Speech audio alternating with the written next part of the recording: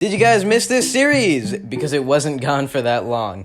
I was going to do weapon stereotypes and magic stereotypes, but there's only actually like 5 magics that are implemented in the game right now, and that's not enough for its own video. So I'll be splitting magic and weapons into sections of their own, starting with weapons of course. So anyways, I hope you guys enjoyed this video, because it's just a stereotype, so don't take it that seriously, and make sure to subscribe, because only 10% of the people who are actually watching this video are subscribed. I know, crazy, right?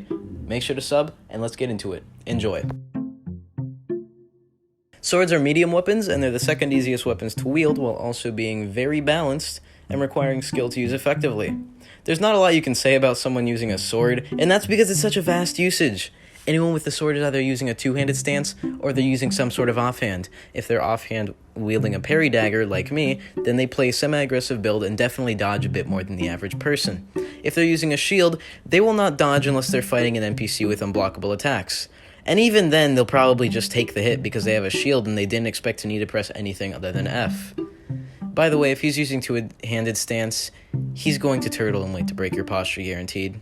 It's just a trend I've noticed at this point. Yeah, okay. Or I could blatantly copy soundsmith jokes.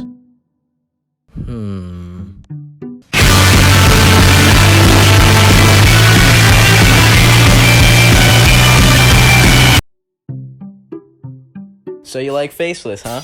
Unless you haven't played Rogue Lineage, that is, but most of the dagger users I've seen are all Shinobi or faceless players in Rogue, and that's why they went dagger in this, because they expected it to be the brain-dead, busted thing it is. It's not. It's not that OP. Daggers are slightly harder to use than swords, and there are a few stereotypes behind these people. So let's get into it. First of all, they're probably Galewind or Thundercall, because Frostdraw is the best magic, but it's not that good with daggers and it doesn't synergize that well. And Flame is just kind of bad in PvP. Everyone using a dagger absolutely wants shadow magic because they want to be the edgy faceless main they were in Rogue Lineage. And I actually know a guy named Jin who's going Thundercall Shadow as a Vesperian, and he matches all of these stereotypes. Anyway, their offhand makes a big difference. If they're using guns as offhand, then it depends on what gun they're using. If they're using Revolver or Dragoon, they're try-hard Metamancers without being Metamancers and going heavy. And I hate you! If you're using an offhand dagger, they're just dual-wielding because it looks cool and edgy. And if you have a shield, you're just weird. I've seen people using dagger shield, but it doesn't make sense because it's a mobility build, and shields inhibit mobility and restrict dodging. It's just stupid and you're dumb. Or you're memeing. I hate you. Maces are just swords, except they do half of my health in a single M1, and I have like 55 fortitude. My friend's mace literally does 14% from a single M1, and I have Shattered Katana with enchant, and I can't do that much. And that stuns for like 50 million years! And it's also blunt damage instead of slash damage, so it's good against certain enemies like golems who are resistant to slash damage. Basically, the mace is just a better sword in PvP, and it's kinda needed to beat certain enemy. Anyone using it is just smart enough to realize this, and anyone not using this is just too stubborn to switch like me or don't want to spend the money. But maces are really good, and I honestly think they're way better than swords. I don't know what the stereotype for this would be, honestly. I've played like 40 hours of Deepwoken already, and I've seen maybe 2 people with the Battleaxe. I guess the stereotype would be that you're waiting to find the Greatsword, and you only have this to train your heavy weapon EXP before you get your Greatsword. Or Pale Moon. I just noticed the people that use this are usually really bad, but then again, they're usually freshies. You like Agamatsu, or you expect it to be as brain-dead as it was in Rogue. However, I would say this is the hardest weapon to use in the entire game, arguably. Not because it's bad, because it does a lot of damage. It's just weird to use, and the timings for attacks are pretty weird and slow. Or you could be making a meme build on Felinor. I've seen like 5 to 6 Felinor Greatswords, and it's actually pretty funny when they stomp someone. So you wanted a weapon with range, huh? Well, this is the weapon for you. Nearly double the range of daggers, you can easily outrange anyone with enough agility skills, and if you're fighting this guy, prepare for a lot of roll spam, because this guy is absolutely going to 2-tap you, roll back, and just outrange you the entire fight. If he has a shield, he's probably going to do the former strategy, except instead of spamming roll, he's going to roll in, get an M1, parry, and roll back. Usually spear players aren't very good from my experience because I have yet to die to one who was on level with me. And the only time I've actually lost to a spear was Cabbage Lord. And you want to know what he did?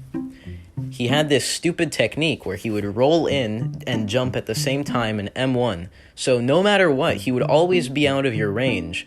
And the best you could do was maybe parry, but that doesn't benefit you that much. Pale Moon.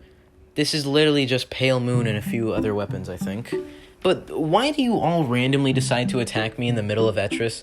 I've seen 4 Warhammer users, and literally all of them have randomly started hitting me in the middle of Etris and started running once they got low, and then they would just spam any mantras that had any range. Like, the last time I saw one of these guys, he was using Flamecharm, he walked up, hit me twice, and then I comboed him, he ran away, and he hit the guard like 7 times, and then the guard started attacking me despite he was the one that hit him. Long story short, you're probably brain dead or you watch Agamatsu, because Agamatsu said that the Warhammer is the best weapon in the game on multiple occasions. Yes, I watch Agamatsu. No, I don't use Warhammer. But come on. This could be a lot of people. This could be Flintlock user who heard they were busted pre-release, when in reality they're really not that great. This could be Flintlock user who uses it as an offhand to apply pressure during a fight, which, by the way, is the best strategy for flintlocking. Or it could just be the guy who's bad at the game and thinks flintlocks will be easier to use. Either way, using flintlocks is a huge wild card. I think the best word to describe flintlock user is a savant. Highly situational, potentially really strong, but usually not very effective. The reason why I say this is because as a flintlock user who dual wields, you will always either die miserably or win easily. Why do I say this? Because flintlocks have a huge tell for when you can parry. 2 clicks and then a shot. You parry on the shot after the second click and it's guaranteed. Anyone who knows this tell will probably beat you. Anyone who doesn't know this tell will probably die. First in the magic section, Galewind. There really isn't a meta for this game yet, but Galewind is probably the closest to a meta I can think of as of recording this video. It's really good and versatile, and the mobility options for moves are great, and some of the moves are just really good. There's this one move called Tornado, which is an AoE blast that hits like 12 times, and it's really good crowd control. Basically, anyone using Galewind is playing it safe. If you spawn with Frostdraw, and you actually plan on using Frostdraw, you're kinda dumb if you don't want Shadow. Frostdraw, I will say, is the best magic in the game easily. It's got some really good mobility options and really good damaging moves. But why would you spawn with Frostdraw if you're not going for Shadow? Because you can get Frostdraw in maybe 5 minutes after spawning in. And I've done it. Kill like 5 nomads, get frigid prisms, talk to the trainer, boom, you just got Frostdraw at like level 2, alright? You don't need to spawn with this unless you're going for Shadow. Just don't spawn with Frostdraw. No, just don't unless you're going for Shadow. I mean, has good utility. The moves are pretty slow, the burn effect is okay, Azure Flame is good, also just kind of utility. I mean, it's good in PvE, and I guess the blue fire looks cool, so that's probably why most Flamecharm users chose it as a starter. But if I'm being honest, it's not that great in PvP, and you shouldn't dedicate a build to it. It's got a lot of very slow and winding moves, and it's just not that great. Edgy and cool equals good.